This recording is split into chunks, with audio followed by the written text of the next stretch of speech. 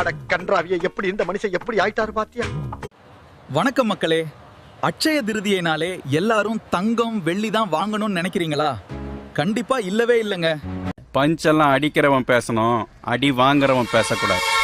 இதுக்கு ஒன்னும் குறைச்சல் இல்ல. அட்சய திருதி அன்னைக்கு நம்ம வீட்டுக்கு தேவையான எந்த பொருளை வாங்கினாலும் அது நம்ம வீட்டுல மென்மேலும் பெருகும்ன்றது தான் ஐதீகம். அதனால இந்த வருஷம் இந்த சிச்சுவேஷனை நான் எப்படி சமாளிக்க போறேன்னு பாக்குறீங்களாடா?